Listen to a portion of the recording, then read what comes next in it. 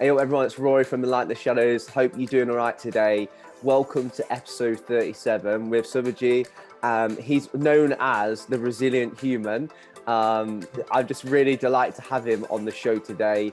He's tuning in all the way from India, which is just mad because we've not had someone like that far away from the UK on Enlighten the Shadows.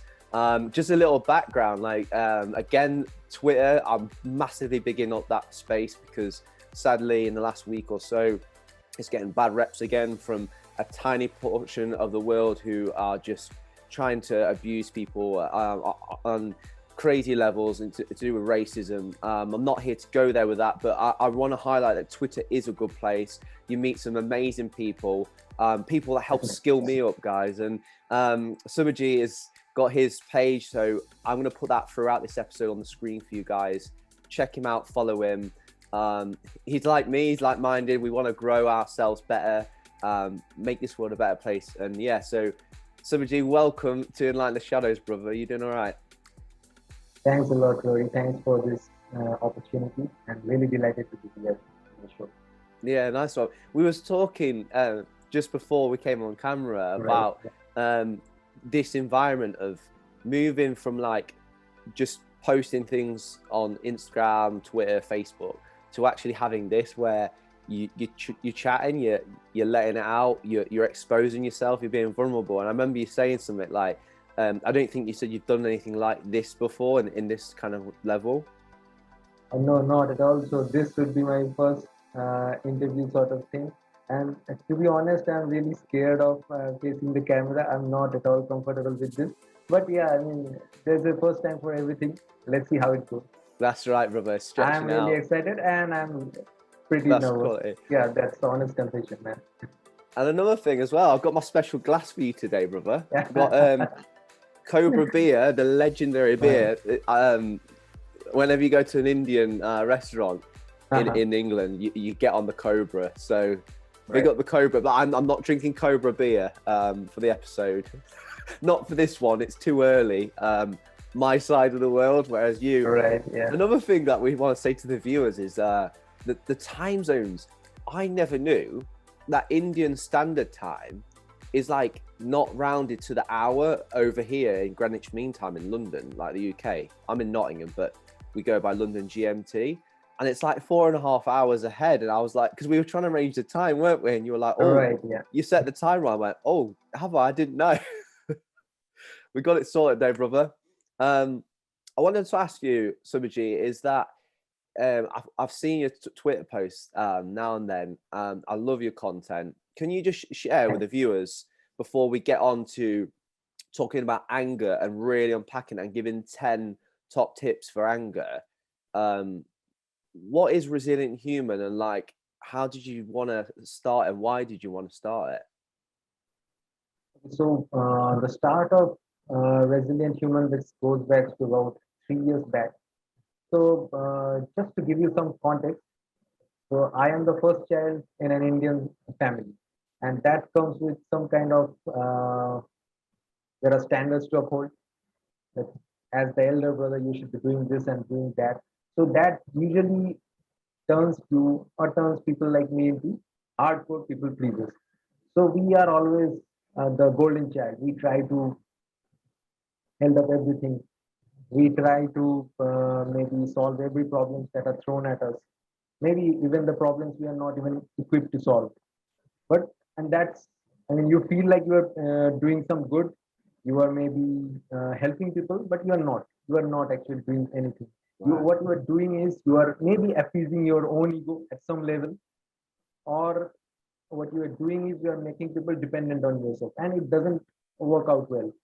People step on your boundaries, and you are filled with resentment and a lot of ugly things that are going below the surface.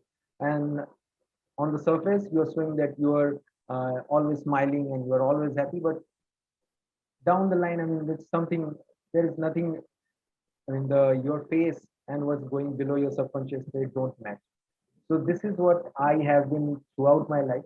But 2018 was a turning point. So at that time, I had a massive fallout within my family.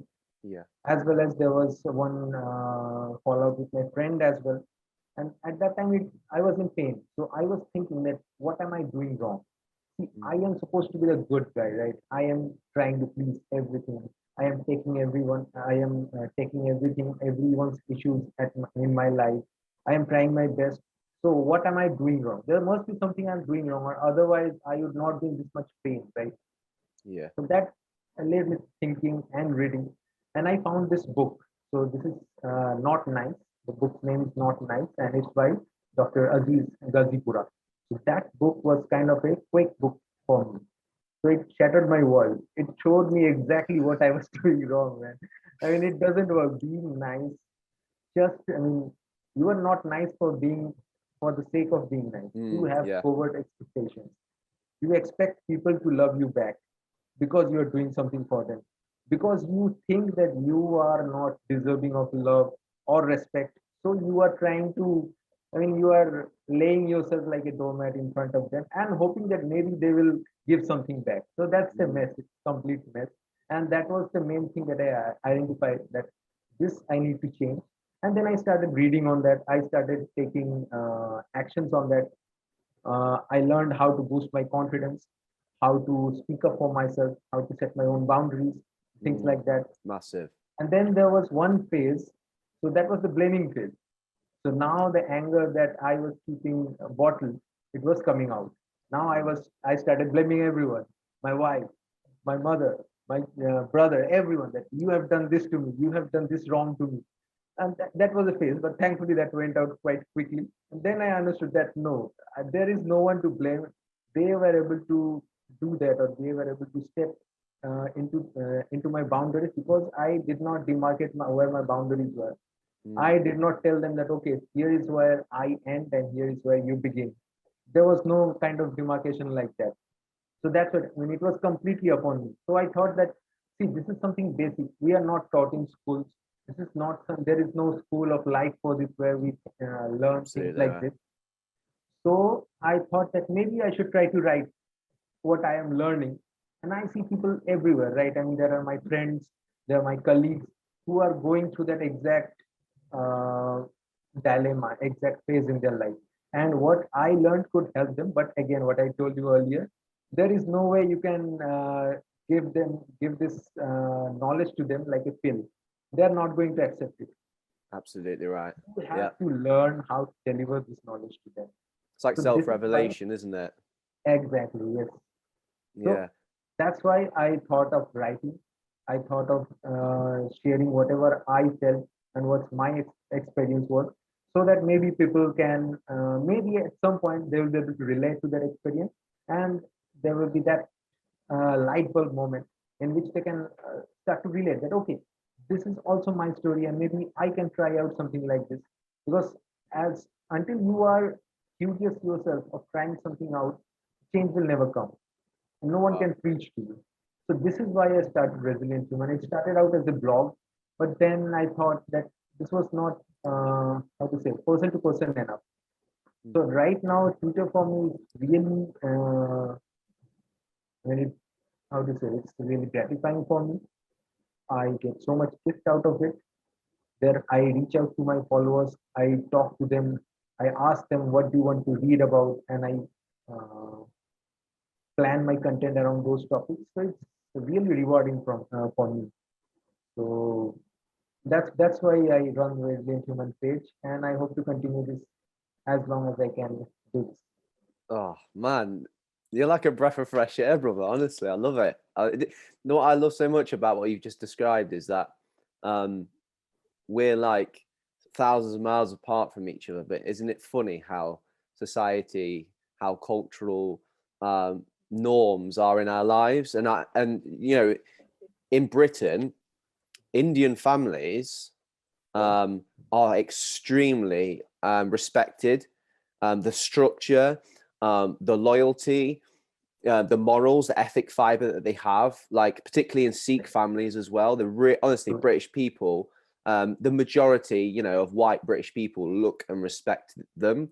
But underneath all of that, underneath what appears prim and proper, you have exactly as you described these expectations, these these things that are put in your life, and you're like, whoa, what's this about? And you know, you just become part of a system, don't you? And I love how you've just described that, and how that must feel as, like, you know, firstborn male in the family, and you know, the expectations, the pressures that comes with that. And yeah, man, I just love the journey that you're on. I'm loving that that you've just unpacked that for our viewers and to myself, because I'm like, wow, like, you know, I just saw an amazing thread you did and thought, oh man, we've got to unpack this for the fellas, to see if they can just sponge any of the information up. But you come with a story, and that's what I love that you've described. So thank you for that, brother.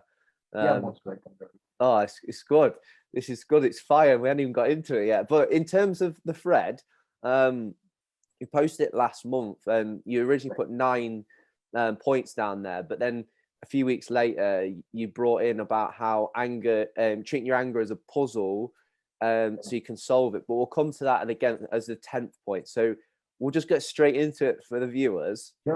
Yeah. So the first one you posted was stop letting your anger surprise you. And sometimes, like with men, the way we're raised, like we go from like 0 to like 100, like that, and then before you know it, you're shocked by your actions or your blowout that you've had. So can you just, for the viewers, unpack what that means about stop letting that anger surprise you? So if you try to track your anger, let's say if you maintain a diary of your anger, hypothetically, you will find that only a handful of situations cause you to become angry. And if you are maintaining that diary of anger, you will see that these are really predictable. So let's say what you start to do is you take a pen and paper, and whenever you are angry, you note a few things down, the 4 W's, as I like to call them. So this is something I have been reading literature around psychology and mental growth and anger management because of what I have been through. So I found 𝗕𝗔𝗿𝗄. He is a professional psychologist, as well as he runs a blog. So it's a treasure trove of information. So this is where I mainly learn my information from. So 𝗕𝗔𝗿𝗄 says that there are these 4 W's that you need to note down. These are the who, the when, the where, and the what. So who made you angry? Where did it happen? When did it happen? And what exactly was the issue? So if you try to note this down whenever you are angry, then a pattern will emerge. You will see that there are the particular phases or the particular areas in your life where you are actually getting angry. Maybe it's at work. Maybe your boss is quite a dick. He's always making sarcastic comments at you. Or maybe you are only getting angry when you are with your spouse. Something, there is a sarcastic comment there or a jab which doesn't sit well with you, and you get angry. If you can try to track this down, then you will know that you can anticipate your anger. That okay, at this point, history says that I have been angry, so I need to brace myself. Maybe anger is coming. I need to be ready for that. And once you are ready for that, and see, most of the misery is caused by how to say unrealistic expectations. You expect that things will go perfectly, and then something unexpected happens, and then you're okay, this was not supposed to happen, and I was not supposed to be angry at this time. If you can anticipate that, then that anger, the intensity of the anger that you will feel, it will be much less than what regularly you feel. So this is something what I meant by don't let the anger surprise. If you can track and if you can figure out a pattern like this, it will be much less intense experience for you, and you will be much less prone to doing something that you will regret later. Yeah, true. Yeah, I love that. Tracking it down on the W's. They're called the 6 golden something. I was writing some work on it, how the who, what, why, when, how. That can help track it for sure. So then, as you say, like your anger's not going to surprise you because you're actually not being reactive. You're more being proactive by seeking out. I love that. That's exactly so key. And I've never heard anyone talk about this, about proactively dissecting your anger so that you're not surprised by it anymore. I love that. That's some good stuff, and I think that's something that someone can take away with. And you mentioned something which I think we're going to come to at point number 8 about writing it down. So we'll go more into that in a bit. But the second point that you raised was validating your anger. Oh, yeah, this is massive because a lot of boys are told, you know, suck it up, don't cry. You know, why did you do that for? That was stupid. Or, you know, we're more socially accepted to be angry, but we invalidate it because of what the anger does to us and about people in the room. So yeah, can you unpack what that means for our viewers, like to validate your anger? Sure. So when I say validate your anger, it means to destigmatize the anger. See, anger is nothing wrong. It's still, if you are a human being, you are bound to feel anger. You can deny about that, you can lie about that, but you are feeling that. That's the truth. If you are expecting something and that doesn't happen, if you are feeling wrong, you or your family or someone close to you, if you feel they have been wrong, you will feel anger. And that's okay. I mean, that's okay to feel that. So when you say to yourself that, okay, I am angry. Why am I angry? So that's a no-go zone. You don't want to go there. You say to yourself, okay, it's okay to feel anger like this. I am angry. I accept that, and it's completely okay. But you can disassociate the actions that you take from being angry to your anger. Your anger is a separate thing. That's something you have no control over. So anger, like any other emotions, they are like the weather. You cannot control the weather, right? I mean, a patch of cloud appears on the top of your house and there is a downpour of rain. You cannot control that. What you can control is you can stop cursing the weather. That okay, it's again, it's raining. You can stop that. So similarly, anger is something like that. You don't have any control over the anger that you feel, but you can very well control the actions that you take on top of that. This is what I mean by validating your anger.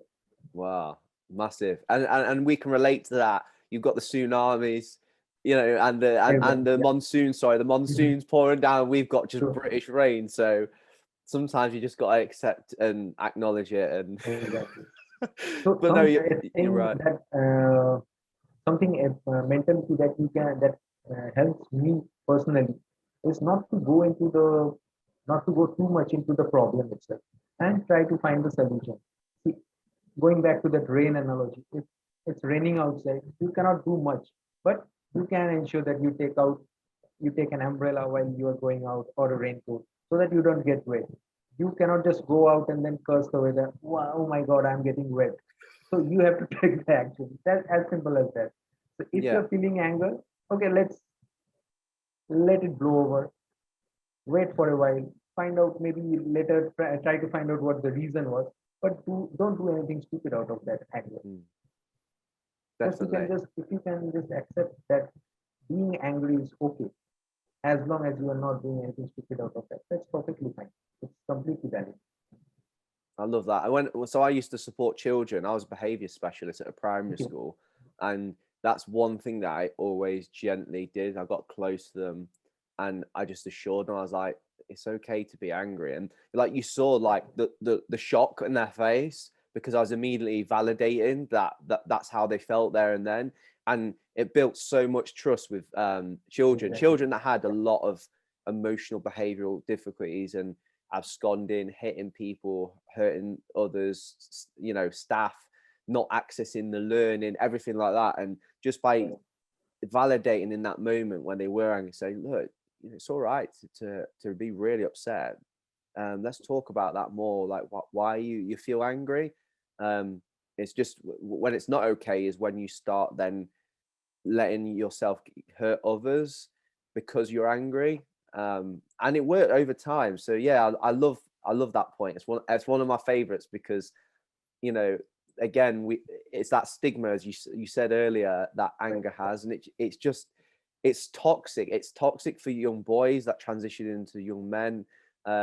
Yeah, it's not okay. So thank you for bringing that point. The third point you said was about seeing what's lurking behind our anger, I believe.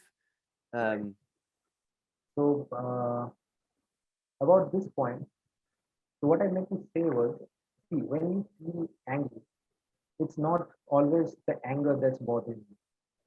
And see, we like to feel angry because anger makes us feel strong.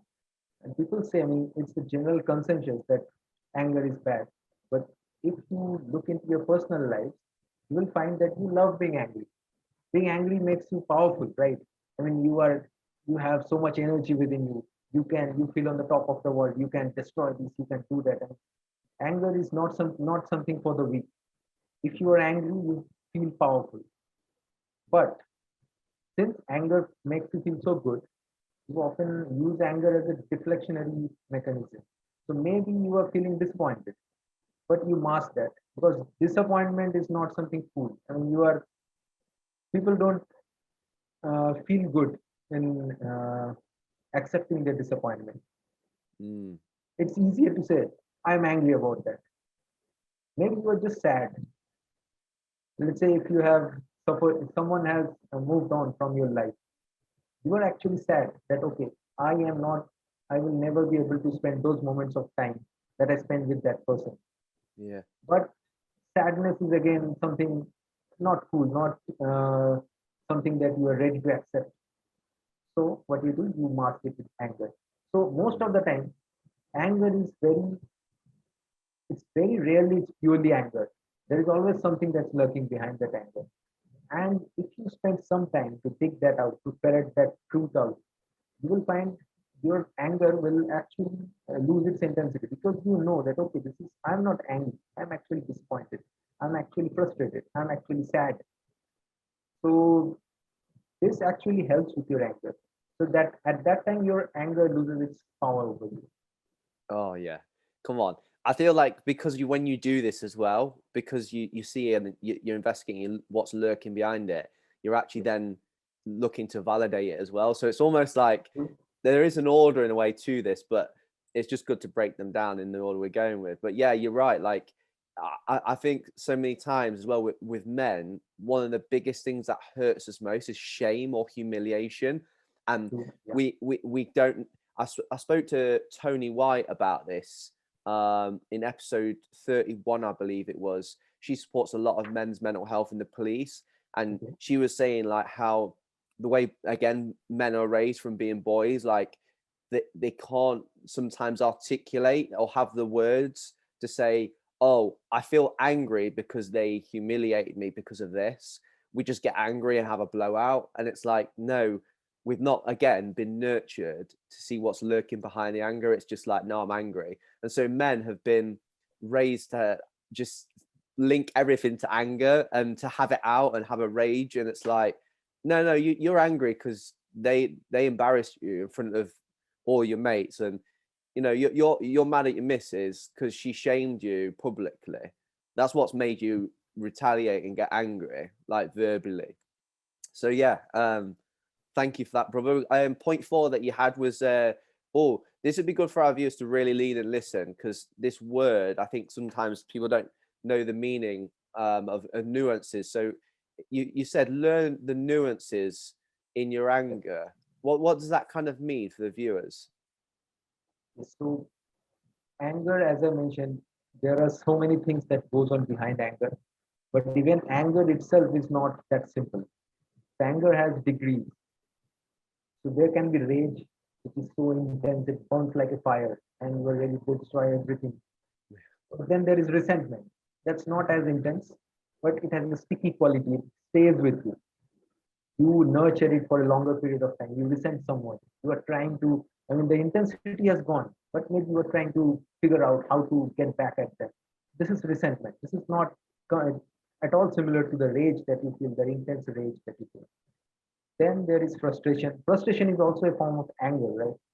Yeah. When you are angry, you had some kind of expectation and that was not met. So that's when that mild form of anger, that is frustration. And then you can be irritated. So that's, I mean, something that is bothering you. You cannot maybe classify it as anger, but once words and mnemonics are very powerful, once you label your irritation or your annoyance as anger, everything changes. You start to feel angry. Even to begin with, you are not angry. But now once you have labeled it as anger, now you start to feel that anger boiling within you. That's why it's so important to understand what exactly you are feeling. So right now you mentioned, right? I mean, men are at a disadvantage. So they, when it is kind of living your world in just primary colors. So you have red, you have blue, you have green. So just the major colors. So you have anger, you have happiness, you have sadness. That's it. We don't care about what's lying in between them, and that's so disadvantages for them, for all of us. If we only know that okay, there are so that this is a broad spectrum of emotions we can feel, and what I am feeling right now, this is not anger. This is something else. So it changes your mindset. I mean, it changes how you look at things right now. You feel so much less prone to reaction, right? The core theme about anger or any kind of strong emotion, because these emotions, they appear from a very older part of your brain. So that's the primitive part of your brain, and that's much more powerful. So I think I read somewhere that it's about 6 billion times more powerful than the rational part of your brain. Yeah. So when these strong emotions, they overcome you, so you are incapable of thinking rationally. So that's why you something, when you regret later, let's say, how could I have done this? This is not, again, this is not in line with my values or morals. How could I have done this? Because you were not the person you normally are at that time. You were just your primitive brain at that time. Your rational brain did not have a chance to evaluate your actions. So the best thing you can do is go into this kind of analysis. Give your rational brain a chance so that it can decide what's the best course for you. Because it might feel good. I mean, people say that this is the real you. No, that's not the real you. That's the stronger part of you, maybe, but that's definitely not the real you. The real you is the version of you that has taken time to formulate his goals, his values, his morals. That's the real you. You cannot say that I am angry, that's the real me. It's a blatant lie, man. It's not true. Yeah, come on. So this is how, I mean, you get into the nuances of anger. I love that. You kind of like categorize, you level it, don't you? You give it like a scale. Like I think when I was, again, back to that job I was mentioning about being a behavior specialist, we also I gave them different emotions that we could talk about. But what I did with that anger as well, this young boy, oh bless him, he went from 0 to 100, as I alluded to earlier, like that. Like he would like have something that was an injustice, and he would just instantly like absolutely muller another child, like smack them up, and you're like, whoa. I kind of like, right, I need to spend some time with him. Spent some time with him. I played football with him a lot because that's what he loved to do. But and then as an incentive, we then sat down. We talked about like the stages of anger, of how like it can be, like you said, like a slight irritation, and he couldn't rationalize those nuances. He couldn't, it was like, so I drew a volcano and like scaled it at the bottom, how it brews up. I said, literally, I got him to then see, like, he just goes from like the base where it's like, cool, and then he just exploded. And I think that's really important to like kind of scale it for people, like even from a young age. Even now, like some people are like, yeah, you're a bunch of blokes, we're men, what you on about? I'm not like a little kid. But it's absolutely true. You find the nuances of your anger as a man. You're taking ownership, you're taking responsibility so that you don't cause destruction around you. And then, let's be blunt, sometimes there's a lot of men that are struggling, they're causing destruction and they can't work out why that's happening. And if they could just, break this down, these nuances, as you've just beautifully described, man, lives are going to be changed. Yeah, seriously. No jokes. The fifth one, another key concept, and a phrase that I think people might not have heard of as much, but you've put to stop ruminating. And I think my stance of what rumination is like you're kind of overthinking things in a way. But this is your show, so what are you saying about stop ruminating? Yes, the stories that you tell yourself about your anger, that affects the way how you act out and when you act out. See, this is definitely, and you need to get your rational brain in action, but you have to do it in a proper way. So you can think about what exactly the reason was, but you should not dwell on that. See, anger is like a fire. So when in a fire, if you stop giving it supply of oxygen, then it dies out. So similarly for your anger, if you keep on ruminating, if you replay that story, that how that person embarrassed you, how they humiliated you, how you were not valued, how you were hurt. So it will keep on.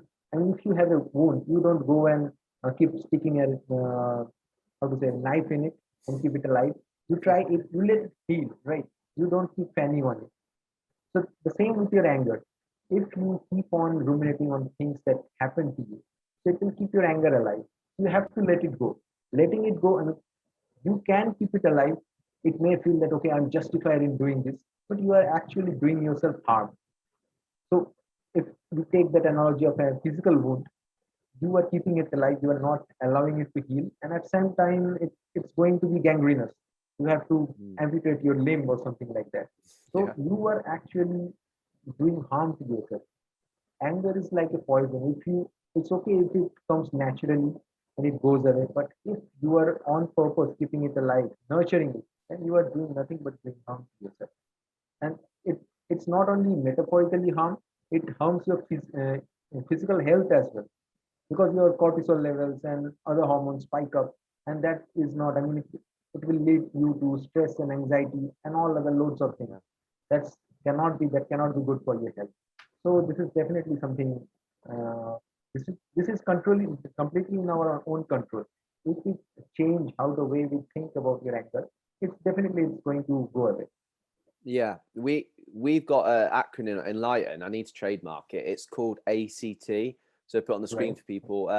A is to acknowledge. So if you feel like a certain person or situation has made you angry, you acknowledge it. Like you said, it's like, anger's like a fire. So you have to acknowledge it's there, or else it will start burning. Or you can use a fire for good. So you nurture it, and then once you've acknowledged it, you comprehend is the C.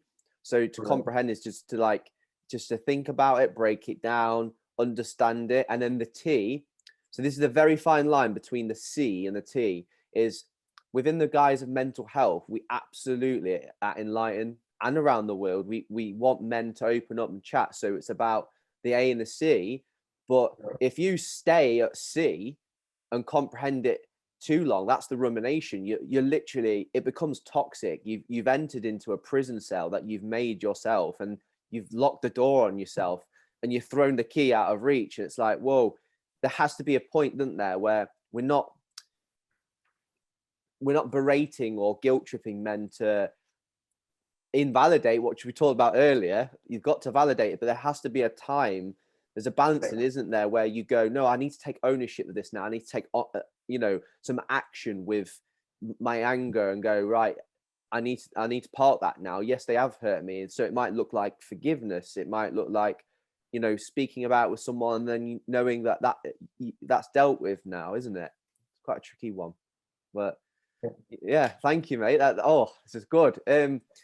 You mentioned in the tweet as well, which we can signpost people, put on the screen. Can you just give like a short description of what the mental modes are, like the 100 points? You can get that book, can't you? Can you just quickly share that for people, because it gives you a bit of tools and strategies as well, doesn't it? Yes, so mental models are basically, this is your toolbox if you want to get rid of and get in control of your primitive part of the brain. So this is something, mental models is something everyone talks about. Twitter, Naval talks about mental models all the time. So this is a kind of structure that you assign to certain scenarios. So let's say if you are going into a scenario like this, you assign that, okay, in this scenario, I will be using this particular mental model. So I will gather inputs. So mental models have inputs and expected outputs. So you gather some information regarding those mental models and put those inputs in this structured way, and then you expect that output. So this means that you already have one framework of thought that you can apply to that particular scenario. You are not going from scratch, and this really helps you in sticky situations, because see, we have a finite capacity of thought, right? And every time you cannot expect yourself that you'll be coming out with a perfect solution, and later if you are not able to do that due to some reason, you will regret, you will blame yourself. So not the way. Better to have some kind of structure like this. So again, as you mentioned about proactivity, you are proactively preparing some structures which you can use later. So this is all about mental models. And Yeah, I love that. I am also a very much newcomer to this. I am trying to gather as many as mental models as I can, and I'm learning about that. And it's really interesting to me. It's a completely new world that I'm exposed to, and I'm loving every bit of it. Great. I've put that on the screen for people to check out. I'm going to check it out. I've literally just wanted to ask you a little bit more about. I've looked online about it. I think it's about $39 or something, US dollars. So again, it's an investment, guys. It's like how much I want to challenge our viewers right now. Like, how much do you want to invest in yourself? Like, Enlighten the Shadows is always been free. Like we put it out there to support you guys behind the screen, so you don't have to do anything but just chill, find a space in your week where you can just tune in and sponge. But if you want to level up, guys, if you want to skill yourself, if you want to really take ownership now of your anger in your life, this is not a point the finger. This is more like an arm round you, saying, look, we've brought Subhajit today to bring this, and he's smashing it. We're only at the 5th point, halfway through, but check out those mental modes. He's not saying, oh, I'm the guru right now, and yes, go buy it. But what we are saying is, look, we're curious, we're learning, we want to skill ourselves up, but we want to say, this is not a little two-way thing. We want to open it up to you guys and say, come on, if you really want to see some change in your life, it takes investment. So yeah, I just want to challenge our viewers there, Subhajit, but definitely, yeah. See, this is what something I completely agree with you. We cannot claim, if someone is claiming to be the guru, then it's probably better to stay away from them, because we are all learners, right? I am trying out something, you are trying out something, something's working for me, something's working for you. The best thing that we can do is put it out there that this has worked for me. Try this out. Maybe this will work for you. That's the best I think we can do. At least the position that we are at, this is the honest, most effective thing that we can do. Absolutely right, brother. Never claim to know it all, do we? We just want to chat out loud and see what people can take from it. Yeah. So point 6 you said was manage your aggression. So can you break that down? Because obviously we're talking about anger, but like, what does managing aggression look like and mean for the fellas watching this today? So as I mentioned before, anger is something that you don't control. It's an emotion. It comes and it goes.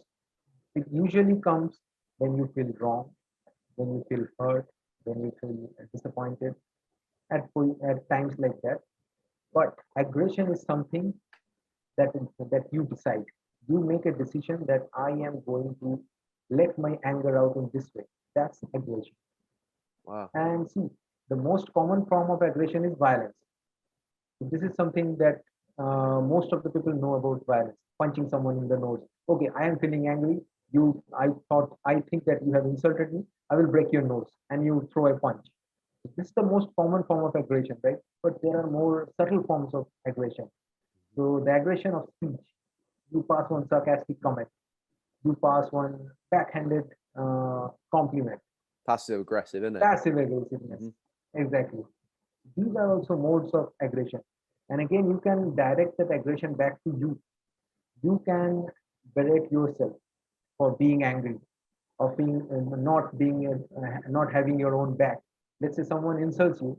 Later, you badmouth yourself. That what kind of guy are you? You could have told something to that person at that time. Why couldn't you? Why are you like this?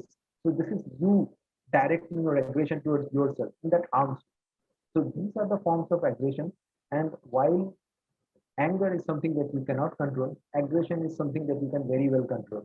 You can control your aggression to others, you can control your aggressive speech to others, and you can control your aggression towards yourself. See, most of the times people say that letting out your anger is healthy. No, it's not. I think I have read somewhere that there is so much research out there to prove that when you actually let out your anger, you are expressing your anger in aggressive mode. It's actually doing more harm. It's fanning your anger. It's completely okay to bite your tongue down, because that's actually healthy for you. That's healthy for, that's healthy for your psyche as well, because you will be much less prone to the regret later. It's completely okay. I mean, you can feel that you are less of a man because you are not aggressive, but that's completely wrong. You are more of a man if you are strong enough to control your aggression, even if Wow. you're angry. Again, that's what we said about early in the episode, societal and cultural norms. Like, if you're not seen to like retaliate, if you're not seen to like just like go on a mad one, like you're weak. And it's like, no, it Exactly, and takes that's more of a nothing. man in his fiber to, Exactly. yeah, That takes more of strength to control yourself. Letting go is easy, man. Anyone can do it. I make you angry, you take a go at me. That's not strength. That's weakness, I would say. If you can control yourself and channel your anger in more productive way, that's real strength. definitely. It's something as well with boxing as well is beautiful in what we're talking about. Like, if a boxer, so this is what, so in the boxing game, this is why they smack talk a lot in the presses, in the weigh-ins. They try to get in each other's head, and the reason being is boxers know for a fact, if you get your opponent really wound up, it makes them more vulnerable because they're so stiff that they just want to absolutely box your face off. And I remember famously one of my favorite boxers, and he's a legend of this city in Nottingham, is 𝗬𝗱𝗏𝗧. He's like 3-time world champion and at super middleweight. And what he did, he had a feud with someone called George Groves, who was this young up and coming boxer. And what happened is Groves was so cocky and got under his skin, he wanted to floor him. And actually Groves dropped 𝗀𝗏𝗏 in the first or second round of their first fight. And 𝗀𝗏𝗏𝗏 narrowly won because Groves later in the fight dropped his guard, so the ref called it, and it was proper controversial. And then because of that fight, it was notorious because it was like 𝗀𝗏𝗏𝗏 wanted to tear his head off because he had so much anger and he built up. It made him like stiff. And boxers know if you can process your anger and channel it with your aggression, if you manage, like the point, if you're managing that aggression, you're getting your shots off dead quick, and because you're light and you're swifter on your feet, and actually your power comes within managing that aggression. So I know obviously this is your show, but that came right at me, and I'm like, oh my gosh, boxers know this as well. Like, if you don't manage, complete. And this is the thing that we're talking about, right? In boxing also, you need to have some kind of strategy, right? How to get back at your opponent.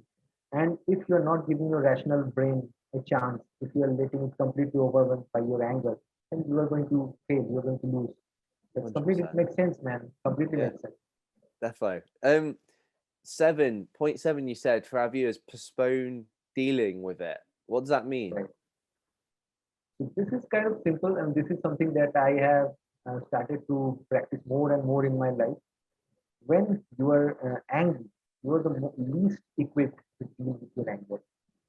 You are angry because of someone or something that didn't go as you wish. You feel wrong. You feel, and that felt like injustice to you.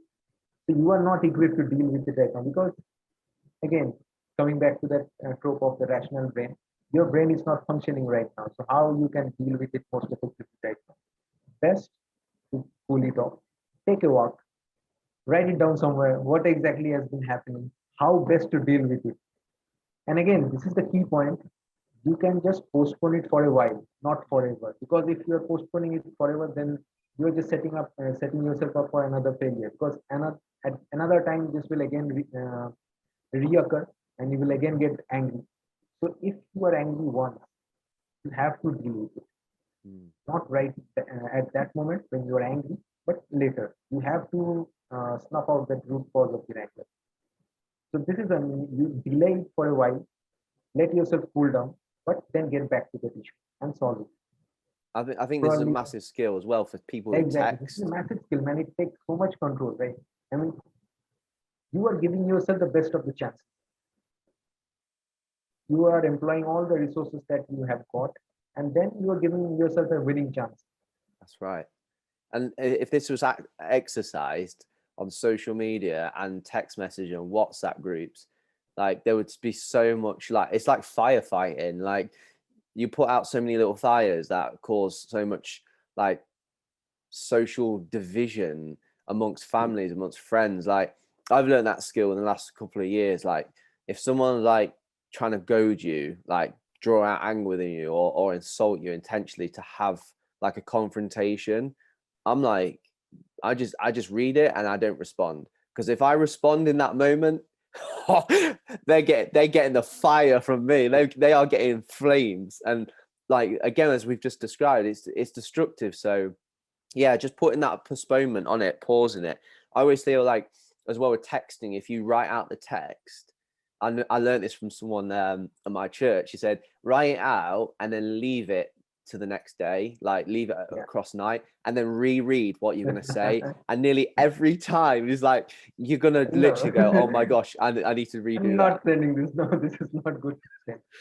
But yeah, because we are talking on this point, I have figured out, I have designed one exercise for myself on this. This is the next step. The first step is definitely, if you are not up to it, best thing is to walk away. But once you have mastered this walking away, you can try something else. So that's a three-step process. The first thing is ask the questions. Ask some open-ended questions. Label them. So let's say someone is having a go at you. You ask them, okay, it seems that you are doing this. Put them out to this. And it's making me feel like this. It's making me feel angry. What's the reason? Why are you saying this? Or what's the reason? What made you say? What made you say this? If you can engage in a debate like this, so that's completely a new level. And sometimes what it does is it works like a magic. It works like a charm. It brings out what actually the reason, what actually the grievance was of the other person. That's right. And puts it out in the open. And then you have a very good shot at doing that conflict resolution at that 100%. Spot. Doesn't it? It validates them as well, doesn't it? Exactly. Yes, that's so much important. That's crucial skill. It feels so awkward doing that at first. Yeah. Let's say if you are mirroring someone, if someone says a sentence to you, you just pick up 3 or final phrase of that sentence and mirror that back to them, and then validate what they might be feeling, and then validate what you might be feeling, and ask an open-ended question. So you can keep this going. Then people will think that you are the smoothest person around, and you can do anything, any conflict around. And it's really simple, but it feels awkward to take this up to this game. Yeah, if you're comfortable with working on it, then you can slowly, gradually go into this mode. 100%. I use this in one of the children's care homes I used to work at a lot. Like just literally asking the right open-ended questions, staying calm, but that validates them, and it just, the conflict resolution is like off the scale. Love it. And they were like, Rory, you don't get mad with me. Why don't you get mad with me? I'm like, well, I don't need to get mad with you. You're angry. And it's important that, we understand that rather than me getting offended by it. So many people get offended by people's anger rather than, taking those steps within postponing it and helping people to understand that is, yeah. Wow. We're on point 8. We've got a couple more left. So we've got, write down your anger. You mentioned this earlier, I believe, in the first and second points, I think, about stop letting it surprise you and also validating it. So how can you encourage our viewers to when to write out, what do they need to do, and what does it look like? So this would be after you walk away. And journaling is always a very good habit to get into. And once you have started doing that, it becomes your second nature. So let's say if you are angry at something or someone, then you walk away from there because you know that this is not the time to deal with it. And then you start writing again, the 4 W's, coming back to the first point. Who was involved? What happened? When did it happen? What exactly happened? So once you start writing this, then what you are doing is you are not relying upon your memory, because memories can be deceiving. So let's say if you don't write it down, and later if you are again ruminating and telling yourself what exactly happened, you might be exaggerating things. Maybe that did not happen at that scale while you are ruminating. If you write these things down, then you will be much more accurate, and your response, the response or the plan that you form, the plan of action that you form, it will be much more appropriate to the action.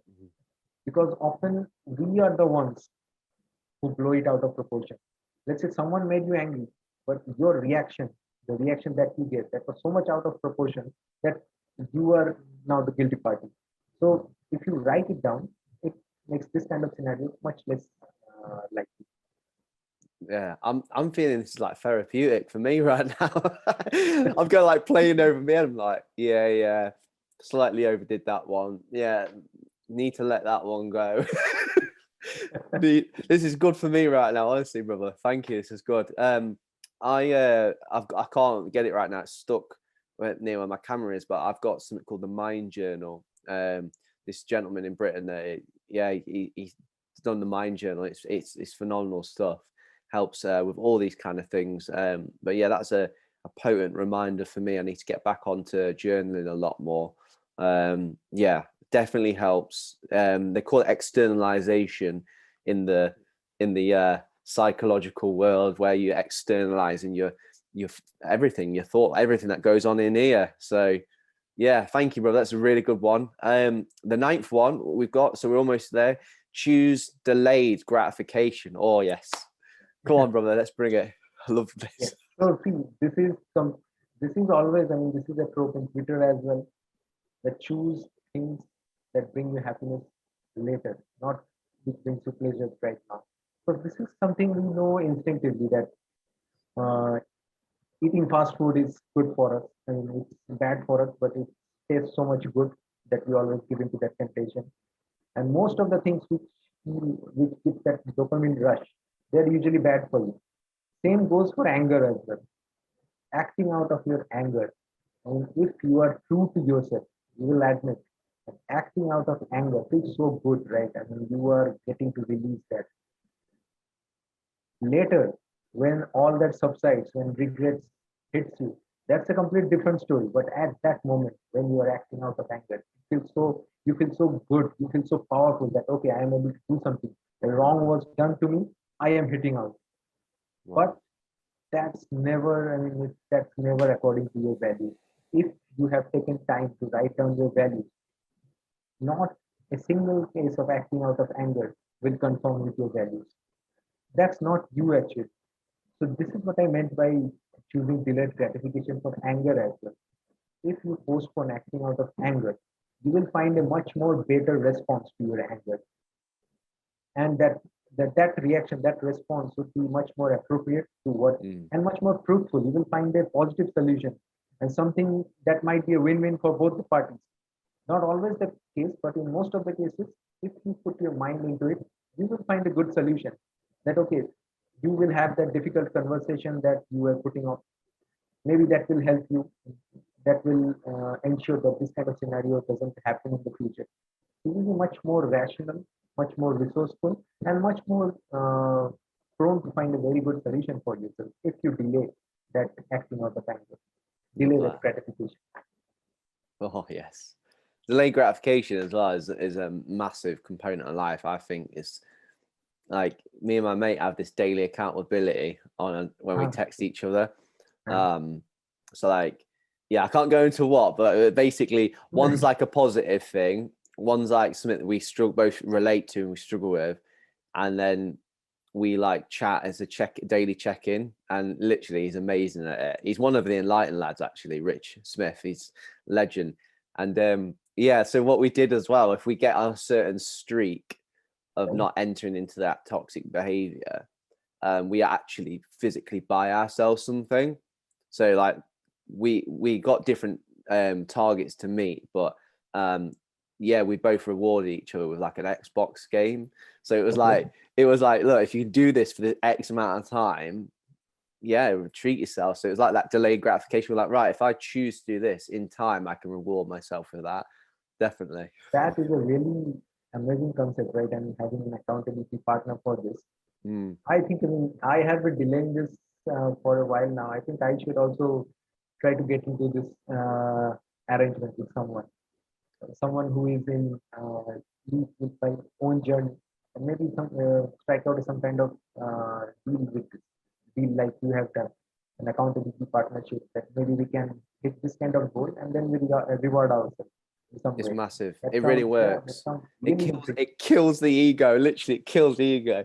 Because when you confess, you've like, oh, I've fallen. It's literally, like, it's so hard to do it and admit it, but when you have, there's freedom in it, and you start it fresh and you get back up, and it's empowering. So yeah, I would just say choose carefully who's someone you trust massively, and someone that you won't feel condemned by, but empowered. Honestly, it's mad. But yeah, we'll talk about that for sure in the future again. So we got the 10th point, guys. Here we are. We got to the 10th one here. It's treating your anger as if it was a puzzle, so that you can solve it. What do you mean by that, Subhajit? This is again coming back to the point where I talk about finding out the root cause, finding out what's actually lurking behind your anger. So if you consider your anger as a problem, then what you will do is you will berate yourself. You will channel that aggression to yourself. Like, okay, what kind of person am I? Why am I getting so angry? Why am I always angry? Why can't I do something about it? You compare with other people. You maybe idolize that this guy is always cool as a cucumber, always calm. He never lets anything get to him. So why can't I do that? So this is something you are delving into the problem itself without actually going for a solution. But if, let's say, if you can ignite your curiosity, that what makes me angry, then if you have that patterns, if you have been maintaining that journals, you will have that patterns ready. You will be a very good detective about your own anger. You will find out what makes you angry. You will be so much more knowledgeable about yourself. So that's what the final deal is, right? And to begin to know more about yourself. Because that's the landscape that we spend the least amount of time. We are always curious about people, other people, what's happening in their life, what are they doing, but you don't delve into yourself much. So if you are igniting your curiosity and really spending time with yourself to understand what is making you angry, then you'll have so much more answers. You'll find what your goals are, what your values are, what is making you frustrated. So this kind of answers will come to you, and then you'll be in so much more better place to act on them and do and find out actual solutions that will help you out, not just stopgap solutions, not just coping strategies, but actual solutions that will improve your life, Yeah, that will equip you to deal your anger better. 100%. And I feel like as well with it treating it like a puzzle, what you do then is by finding your weaknesses as well, and by finding your weaknesses you can put boundaries in, and then by putting boundaries in you safeguard yourself, so you don't have that moment of just rage where your head's gone. So love that, brother. Absolutely. Oh, this has been class. This is so good. But before we close, can I ask you our Enlighten the Shadows question? So can you, Subhajit, give our viewers just like one piece of small advice that you would give to a bloke who just like, you know, they want to end it, they feel suicidal, they're hopeless. Yeah, what can you encourage them with today? First of all, I would confess that I am, as I mentioned earlier, I am not really expert in this. Only thing that I can talk about is what I felt. So at that point of time in 2018, I felt that there is nothing worth. I mean, whatever I have been taught, whatever I have learned, it was all a lie. But then again, today I am where I am at. I have learned so much more. So giving up hope is easy. Maybe I'm not in a position to judge someone who has done that. But if you just stick around, there's so much to come. And you never know how life is going to surprise you. 3 years back, if anyone could have shown me that I am doing an interview with someone like you, I have an audience like that, I am writing was never my forte, I learned it slowly. So these things all happened in a small amount of time, and I had no idea that I had these things in me. So life surprised me in this way. So if you cannot just give up on life, there are so many things that are going to happen, and you don't even have an idea what's going to come to you. So it's best to just have hope for one more day, and let's see how that next day comes. Love that. What happens that next day. Love that. Thank you, brother. That was a beautiful piece of advice. And I say this nearly every week, but you said something that our previous guests haven't said, and that's what I love. That's why I love the Enlighten the Challenge question, because it's so powerful, and it can literally, you never know, it could save someone's life. You just don't know that. And but today has been absolute mint. I've loved it. Really appreciate. It was so amazing talking to you. And Yeah. mostly because I confess that, I mean, this is something that's completely new to me. I was afraid to, okay, what kind of, but this was amazing, and it was so great talking to you. No, honestly, I'm feeling the fire. Seriously, it's mint. And what I'd love to do is keep in touch with you for sure. Definitely, Moving forward, I think even me head out loud, I was thinking like that. I don't think there's anything out there, to my knowledge, that helps discover and pinpoint men, the root cause of what makes them really tick and get angry, like bad. Like, I don't think there's anything out there that can, through questionnairing and through them point scoring certain things, that can produce a data where they can understand themselves better in that way. I don't think there's anything out there that stands out in my head. So I'd love to chat with you more about that. That's like a revelation that came through chatting with you, because I'm so passionate about self-regulation and men not acting necessarily on their anger and their feelings. So that's why, I mean, that's why we're here. I saw your tweet. I was like, oh my gosh, I've got to talk to this guy and break this down. So, but yeah, it's been so cool, man. And for anyone that hasn't subscribed to our YouTube channel, you know, guys, we put it on the screen already, but just below the actual video here, you'll see on the YouTube page, if it's red, it's you're not subscribed yet, and click that for us, because we want to reach more and more men. As we've been blessed to have Subhajit, you know, across the world. You know, who knows, there might be some Indians that have a secondary English language. If you've been watching this, we bless you, we welcome you to the brotherhood. On the screen right now, again, is our private men's Facebook group.